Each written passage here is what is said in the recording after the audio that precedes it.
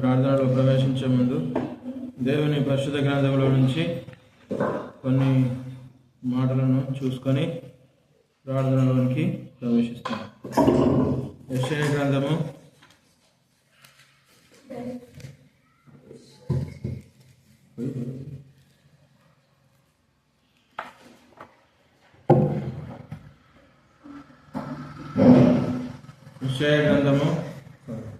58వ అధ్యాయము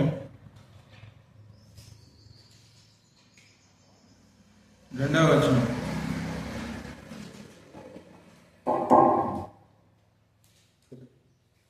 యెషయా గ్రంథము 58వ అధ్యాయము 2వ వచనం. ఇచ్చిన వాళ్ళు స్పష్టంగా బిగ్గరగా చదవండి.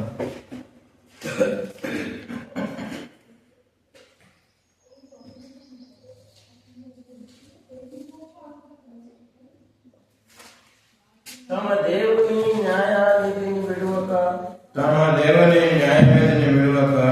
నీతిని అనుసరించు వారైనట్టు అనుదినము వారు నా యొద్ద విచారణ చేయుచు నా మార్గములను తెలుసుకొన నిశ్చయపరచుకొందురు. తమ న్యాయమైన తీర్పులు తీర్చవలనని వారు అడుగుదురు. దేవుడు తమకు ప్రత్యక్షుడు కావాలనని వారు చేయుదురు. మేము ఉపవాసం ఉండగా నీవెందుకు చూడవు? మేము మా ప్రాణములను ఆయాసపరుచుకొనగా నీవెందుకు లక్ష్య పెట్టవు? మీ ఉపవాస దినమున మీరు మీ వ్యాపారం చేయుదురు. మీ పరివారి చేత కఠినమైన మీ పని చేయించుదురు. దేవుని యొక్క సహాయం కొరకు ప్రార్థన చేసుకుందాం.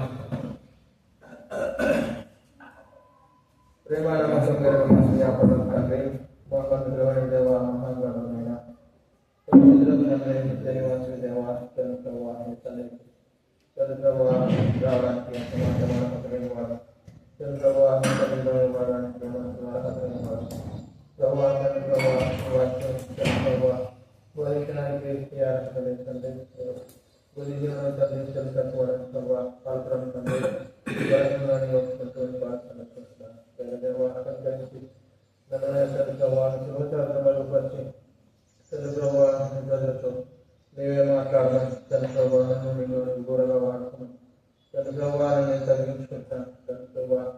పరిశుద్ధాత్మ దేవుని సహాయం అనుగ్రహించండి.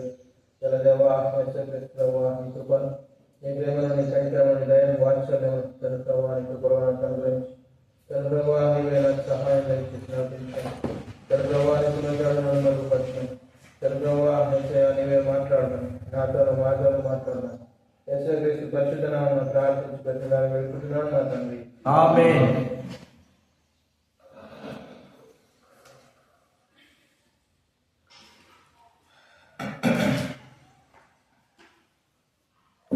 యెషయా గ్రంథంలో నుంచి 2వ అధ్యాయం 58వ అధ్యాయము 2వ వచనం నుంచి దేవుడు మనతో మాట్లాడుతున్నటువంటి విషయాలను మనము ఒకసారి గమనించి చూసినట్లయితే, తమ దేవుని న్యాయవిధిని విడవక నీతిని అనుసరించు వారైనట్టు అనుదినము వారు నా యొద్ద విచారణ చేయొచ్చు, నా మార్గములను తెలుసుకొన నిశ్చయించుకొందురు.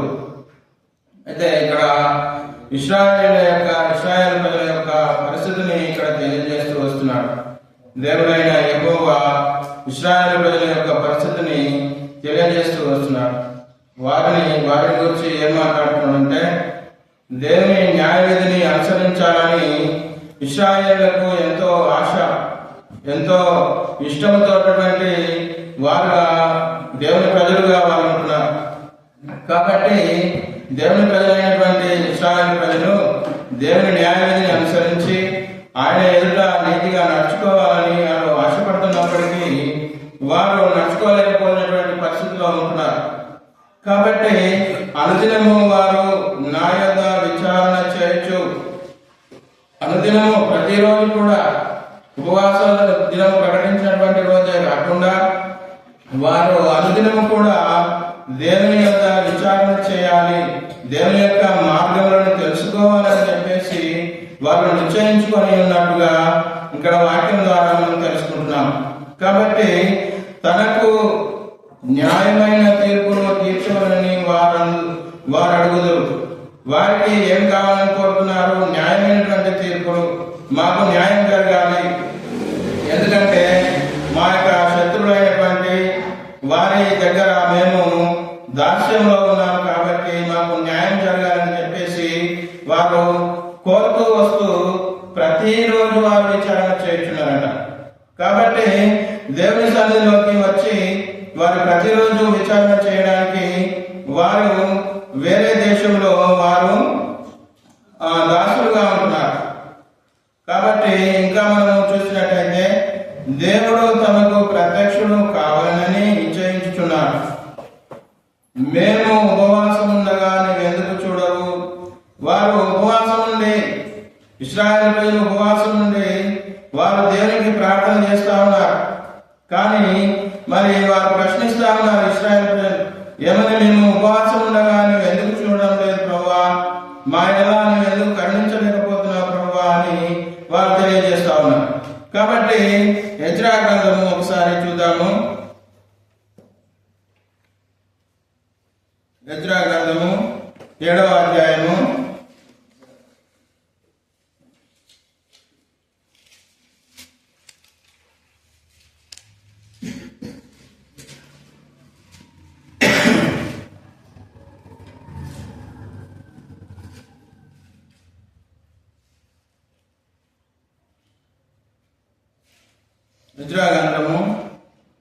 7వ అధ్యాయము 23వ వచనం. ఆకాశమందలి దేవుని చేత ఏది నిర్ణయమాయనో దానిని ఆకాశమందలి దేవుని మందిరమునకు జాగ్రత్తగా చేయింపవలసినది. రాజు యొక్క 8వ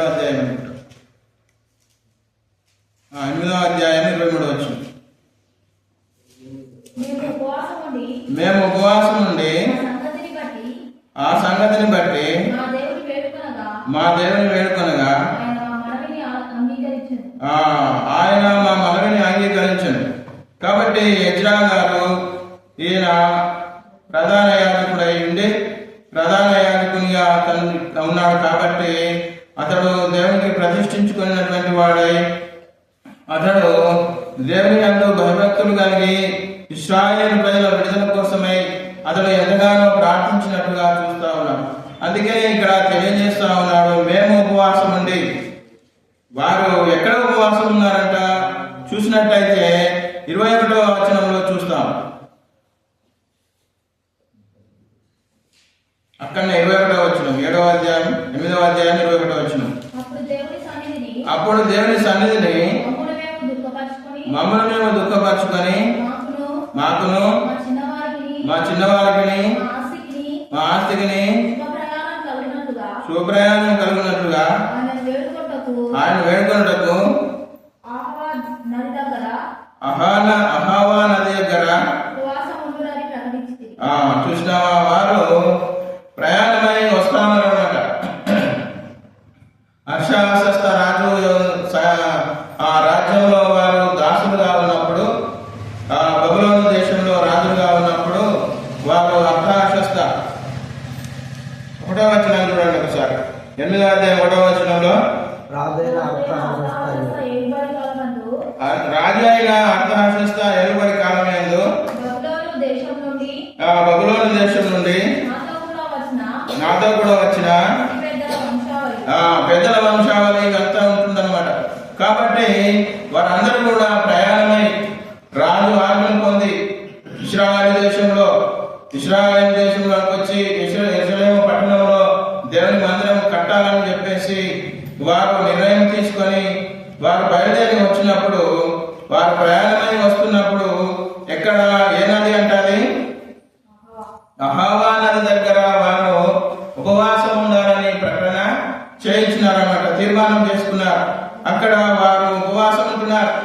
ఏ విధంగా ఉపవాసం ఉంటున్నారు?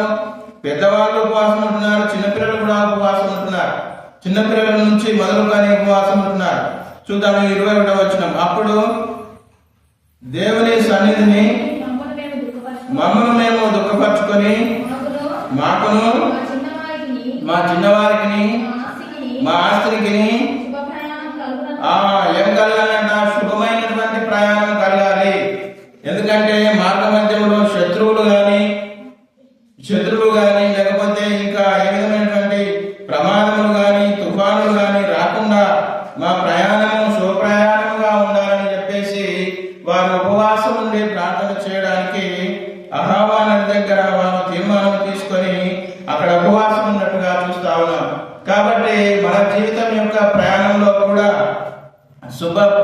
శుభప్రదమైనటువంటి ప్రయాణం సాగాలి. కాబట్టి దేవుని యందు మనము నమ్మిక ఉంచి విశ్వాసంతో ఉపవాసం ఉండి మన జీవితం యొక్క ప్రయాణంలో మన జీవిత యాత్రలో కూడా శుభకరమైనటువంటి ప్రయాణం. మన జీవితం ఎలా ఉండాలంట? శుభకరమైనటువంటి ప్రయాణము మనము చేయాలని చెప్పేసి మన జీవిత యాత్రలో మనము ఉపవాసం ఉండి ఇశ్రాయేలు ప్రజల వల్లే మనము కూడా మన యొక్క ప్రయాణం అనేది శుభకరంగా ఉండాలని చెప్పేసి మన జీవిత కాలంలో మనం ప్రయాణం చేసేటటువంటి దేవుని కలిగి ఉండి దేవునితో మనం ప్రయాణం చేసే వారముగా ఉండాలని, అట్లా ఉండాలంటే ఏం చేయాలంట? మనము ఉపవాసం ఉండి మన చిన్నపిల్లలతో సహా, పెద్దలు మొదలుకొని చిన్నపిల్లలతో సహా వారి యొక్క ఇంకా ఏమంటున్నాడు, తమ ఆస్తికి వారు తీసుకొని వస్తున్నటువంటి గొర్రె మేకల మందలు కానీ తన దగ్గర ఉన్నటువంటి వస్త్రములు కానీ అవన్నీ కూడా దొంగల చేతిలో పడకుండా, శత్రువుల చేతిలో పడకుండా వారు శుభముగా ప్రయాణం చేసి యెరూషలేము చేరుకొని అక్కడ దేవుని మందిరము కట్టాలని చెప్పేసి వారు ప్రయాణమై వస్తా ఉన్నారు. అక్కడ అహావా నది దగ్గర వారు ఉపవాసం ఉండినట్టుగా చూస్తా ఉన్నాం. కాబట్టి 23వ వచనంలో ఏమంటున్నాడు? మేము ఉపవాసం ఉండి ఆ సంగతిని బట్టి మా దేవుని వేడుకొనగా చూసినావా? కాబట్టి దేవుని యందు భయభక్తులు కలిగి మనము నడుచుకున్నట్టయితే ఆయన సన్నిధిలో మనము నడుచుకున్నప్పుడు ఆయన మన మనవి అంగీకరించేవాడుగా ఉంటున్నాడు. కాబట్టి మనల్ని మనము తగ్గించుకోవాలి. మనము తగ్గించుకొని, ప్రభువా నీవు మమ్మల్ని పుట్టించినటువంటి దేవుడు కాబట్టి, మమ్మల్ని ఏర్పాటు చేసుకొని నీ సన్నిధిని నడిపించినటువంటి దేవుడు కాబట్టి నీ మీద నమ్మకము విశ్వాసం వచ్చి నీ వద్దకు వచ్చి ఉంటున్నాం. కాబట్టి మేము మీ సన్నిధిలో విచారణ చేయగా, అదే యెషయా గ్రంథము 58వ అధ్యాయం చూద్దాం. ఇప్పుడు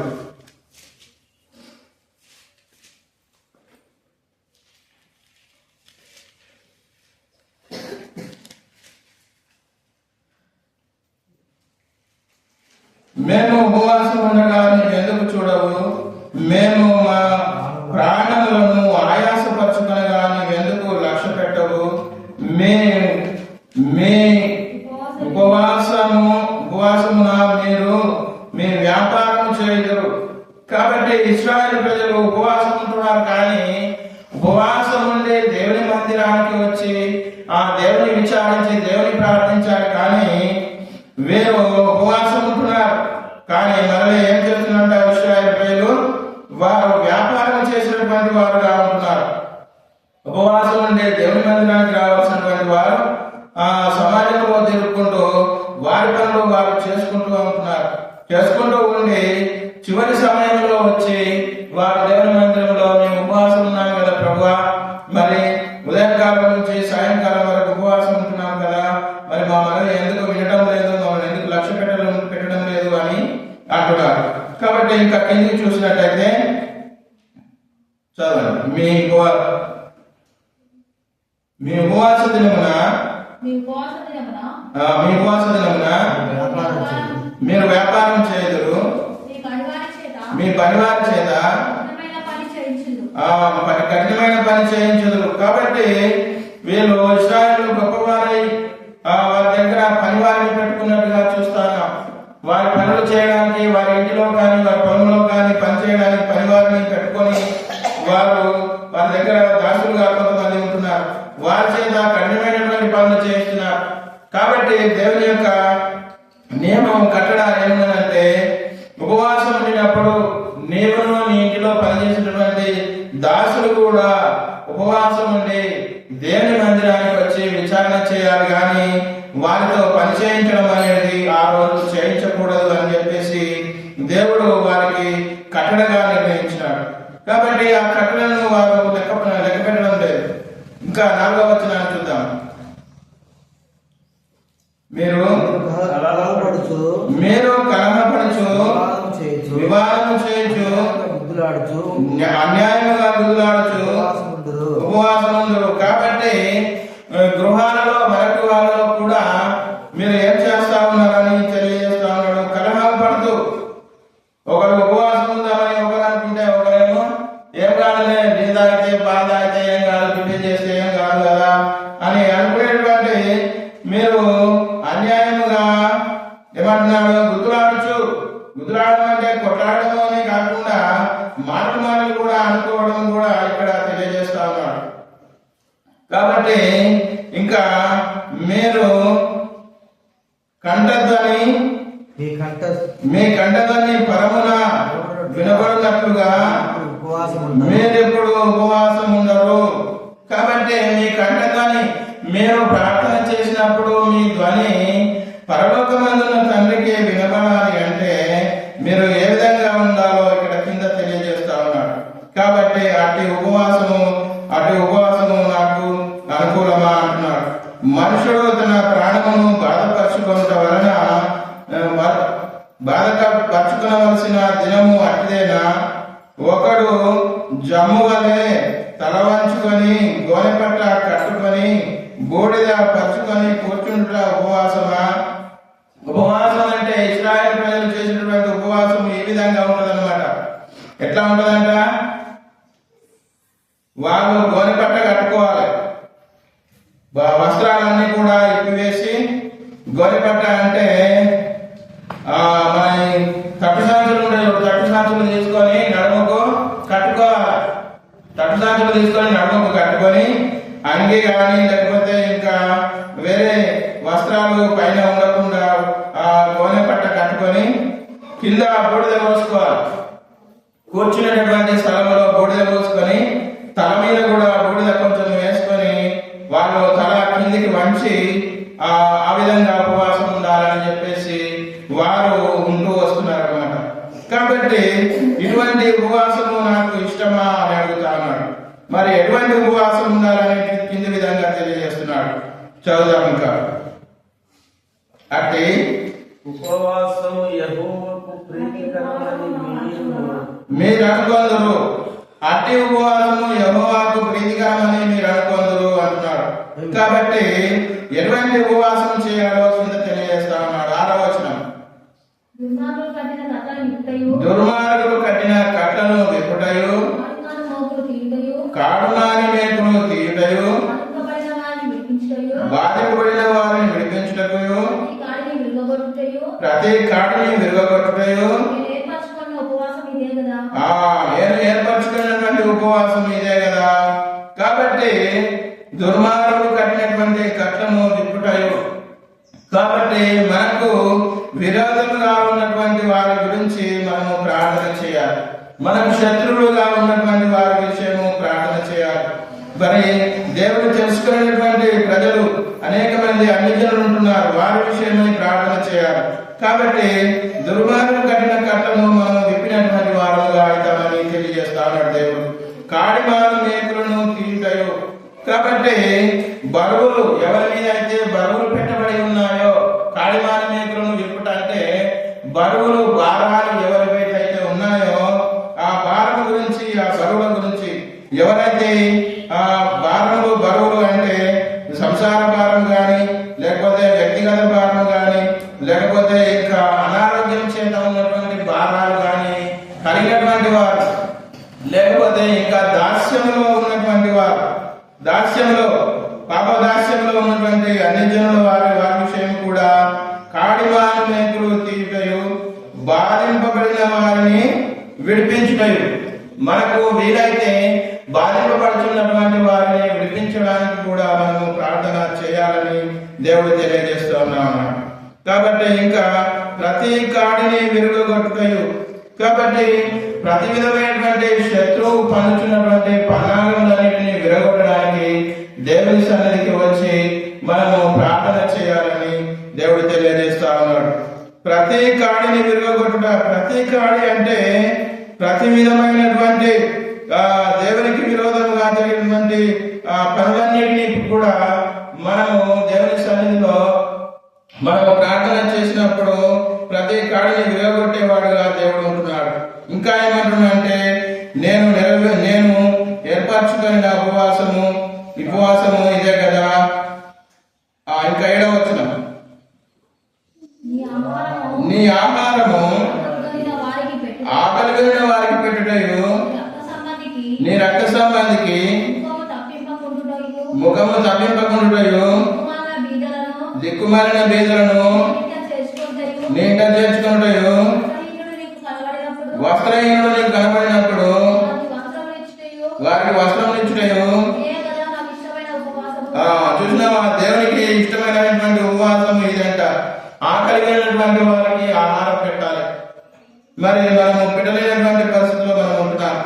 కాబట్టి ఎప్పుడు కూడా మనము ఆకలిగినటువంటి వారికి ఆహారం పెట్టినటువంటి దాఖలాలు మన జీవితంలో చాలా తక్కువ.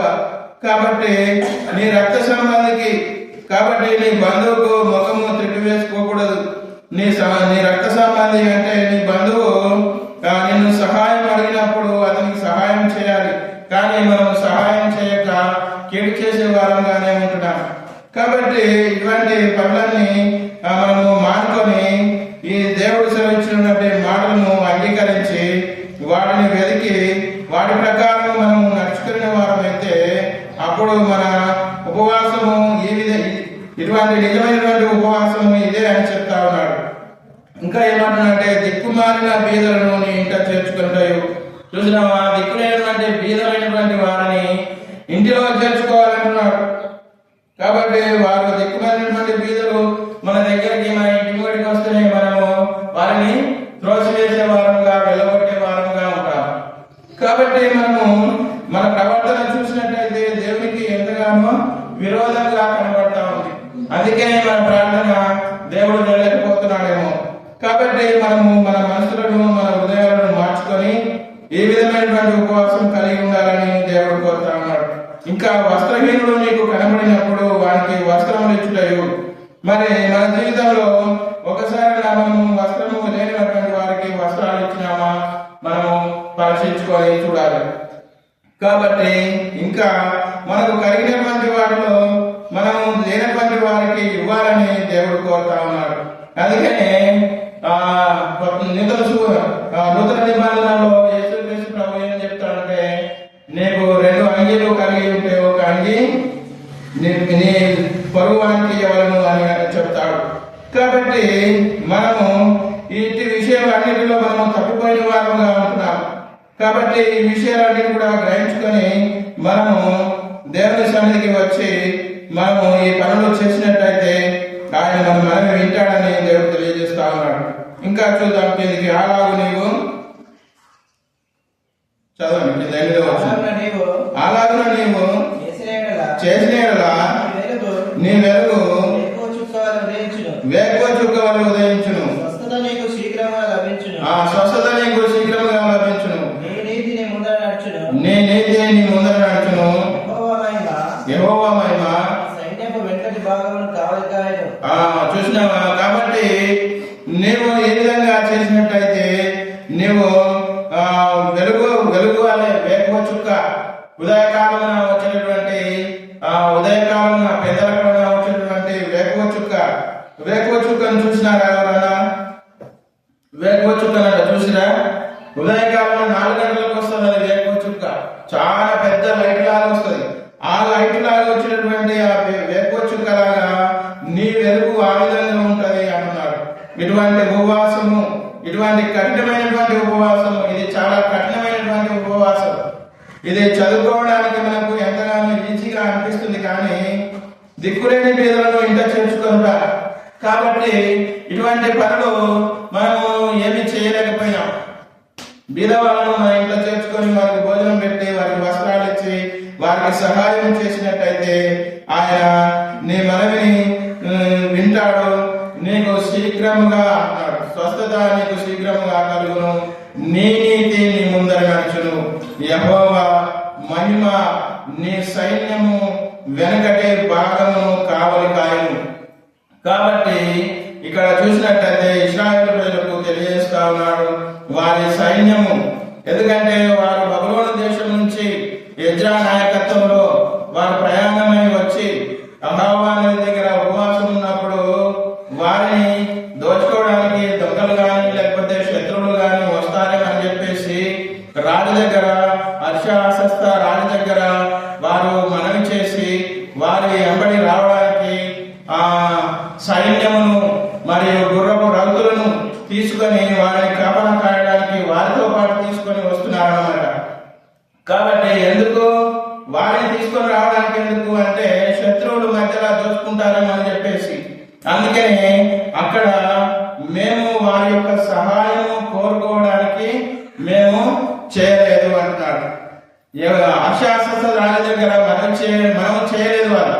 ఎందుకంటే మా దేవుడు నాకు సహాయంగా ఉంటాడు కాబట్టి, మా దేవుడు నాకు మమ్మల్ని కాపాడుతాడు కాబట్టి మాకు ఆ సైన్యం యొక్క అవసరం లేదు, గుర్రపు రౌతుల యొక్క అవసరం లేదని చెప్పేసి వారు ప్రయాణమై వస్తా ఉన్నారు. కాబట్టి ఇక్కడ ఇంకా మనం చూసినట్టయితే ఏమంటున్నాడు 9వ వచనం, అప్పుడు నీవు పిలువగా యెహోవా ఉత్తరమిచ్చును, నీవు మొరపెట్టగా. చూసినావా, ఇటువంటి పనులు మనం చేసినప్పుడు ఇటువంటి పనులు మనం ఒక్కటి కూడా చేస్తున్నామా మనం పరీక్షించుకోవాలి. కాబట్టి చేయకపోతే చేసేవారముగా ఇప్పటి నుంచి అయినా చేసేవారముగా ఉండేటట్లు మన ప్రవర్తనను సరిచేసుకోవాల్సిందిగా దేవుడు మనతో మాట్లాడుతూ వస్తున్నాడు. కాబట్టి ఇప్పుడేమంటున్నాడు, అప్పుడు నీవు పిలువగా యెహోవా ఉత్తరమిచ్చును, నీవు మొరపెట్టగా ఆయన నేను ఉన్నానను.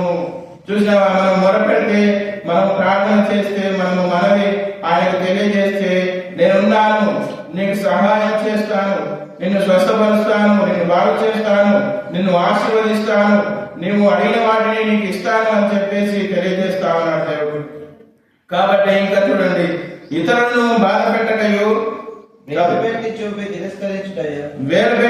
తిరస్కరించుటయు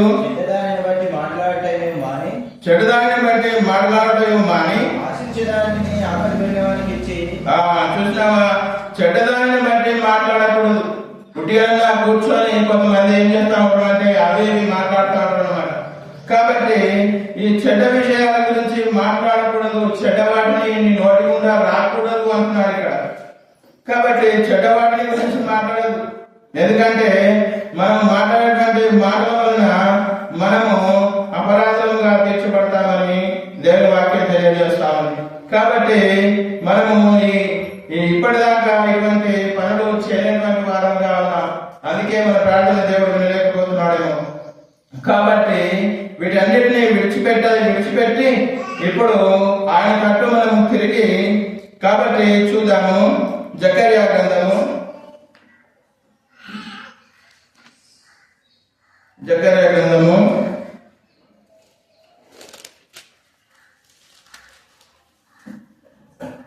1వ అధ్యాయము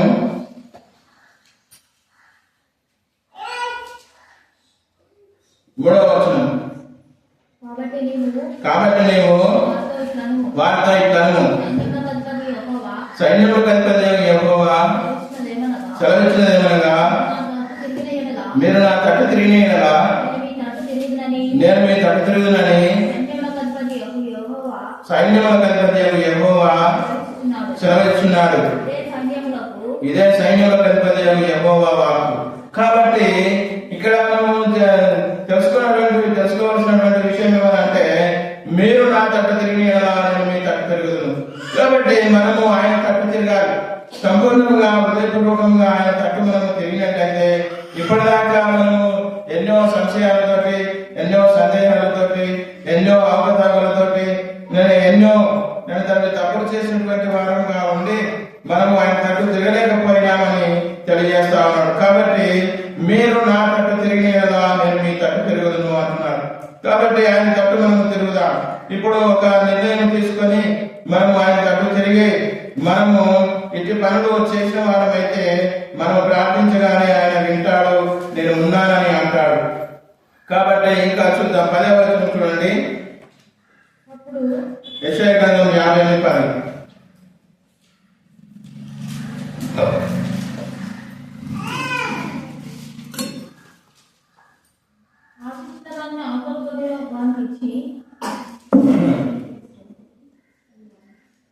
ఆశించిన దాన్ని ఆకలిగిన వారికి ఇచ్చి శ్రమపడిన వారిని తృప్తిపరిచిన యెడల చీకటిలో నీ వెలుగు ప్రకాశించును. చూసినవా, అంధకారము నీకు మధ్యాహ్నం వలె ఉంటుంది అంటున్నాడు. చీకటిలో నీకు వెలుగు ప్రకాశించును. కాబట్టి ఎవరైతే బాధపడతా ఉన్నారో, ఎవరైతే శ్రమలో ఉన్నారో వారికి మనము సహాయం చేసే వారంగా ఉండాలని దేవుడు కోరుతా ఉన్నాడు. దేవుడు మనము బాధలో ఉంటే, మనం శ్రమలో ఉంటే, మనం మొరపెడితే మనకు ఆయన సహాయం చేస్తా ఉన్నాడు. కాబట్టి మనము ఇతరులకు కూడా బాధపడేటటువంటి వారికి, శ్రమపడేటటువంటి వారికి మనం సహాయం చేసినట్లయితే ఆయన మన మనవి వింటాడని సెలవిస్తున్నాడు. కాబట్టి చీకటిలో నీ వెలుగు ప్రకాశించును అంటున్నాడు. అంధకారము నీకు మధ్యాహ్నం వలె ఉంటుంది అంటున్నాడు. ఇంకా 11వ వచనం ఒకటి చూసుకుందాం. యెహోవా నిన్ను నిత్యము నడిపించును, క్షామకాలమున. చూసినవా, క్షామకాలం అంటే కరువు కాలంలో కూడా నేను తృప్తిగా ఉంచుతానంటున్నాడు. కరువు, అందరికి కరువు వచ్చినా మీకు కరువు రాదు. కాబట్టి ఇశ్రాయేలు ప్రజలు ఐగుప్తు దేశంలో వారు పరవాసులు అయినప్పుడు వారి ఇశ్రాయేలు ప్రజలకు వెలుగు ప్రకాశిస్తా ఉంది. కానీ ఐగుప్తు దేశంలో ఉన్న ఐగుప్తు ప్రజలకు అందరికీ కూడా చీకటి కమ్మింది. కాబట్టి ఐగుప్తు దేశం యొక్క ప్రజల యొక్క పశువులన్నీ చనిపోయినాయి. కానీ ఇశ్రాయేలు ప్రజల యొక్క పశువులలో ఒకటి కూడా చనిపోలేదు. దేవుడు చేసినటువంటి కార్యాలు ఆ విధంగా ఉంటాయి. కాబట్టి ఇతరులకు మనం సహాయం చేసినటువంటి వారంగా ఎప్పుడైతే ఉంటామో, శ్రమపడినటువంటి వారికి, మరి ఆకలి ఉన్న వారికి ఆహారం పెట్టుట, వారిని తృప్తిపరచుట, ఇటువంటి పనులు చేసినప్పుడు ఆయన మన మనమే ఆలకించేవాడిగా ఉంటాడని సెలవిస్తున్నాడు. 11వ వచనం. యెహోవా నిన్ను నిత్యము నడిపించును, క్షామకాలం ఆయన నిన్ను తృప్తిపరిచి నీ ఎముకలను బలపరచును. కాబట్టి మనకు క్షామకాలము అంటే కరుణ కాలం వచ్చినప్పుడు కూడా ఆయన నిన్ను తృప్తిపరిచేవాడుగా, నీకు సహాయం చేసేవాడుగా, నీ ఎముకలను బలపరిచేవాడుగా ఉంటాడని తెలియజేస్తా ఉన్నాడు. ఇంకా ఏమంటున్నాడు? నీవు నీరు కట్టిన తోట వలను ఎప్పుడు బుగుచుండు నీటి ఊట వలను ఉండేదవు. చూసినావా? కాబట్టి ఆయన తట్టు మనం తిరిగినట్టయితే, ఇంతకాలము మనము ఆయన యొక్క ప్రభావమును, ఆయన యొక్క మహిమను, ఆయన యొక్క కృపను, ఆయన యొక్క ప్రేమను మనం తెలుసుకోలేక ఆయన తట్టు మనం తిరగలేకపోయినటువంటి వారమై ఉంటున్నాం. కాబట్టి ఇప్పుడు మనం ఆయన తట్టు తిరిగి ఆయన చెలవిచ్చినటువంటి మాటలను మనం గైకొని మనము బీదవారికి సహాయం చేస్తూ, తండ్రి కష్టంలో ఉన్న వారిని ఆదుకోవడము, శ్రమలో ఉన్న వారికి సహాయం చేస్తూ ఉంటే ఆయన మనల్ని త్వరగా వింటాడంట. మనకు సహాయం చేసేవాడుగా, మన ప్రార్థన వినేవాడుగా, మన మొర ఆలకించేవాడుగా, మనం అడిగిన ఇచ్చేవాడుగా ఉంటాడని దేవుడు తెలియజేస్తా ఉన్నాడు. కాబట్టి ఈ విషయాన్ని మనం జ్ఞప్తిలో పెట్టుకొని మనం ప్రార్థనలో ప్రవేశిస్తాం.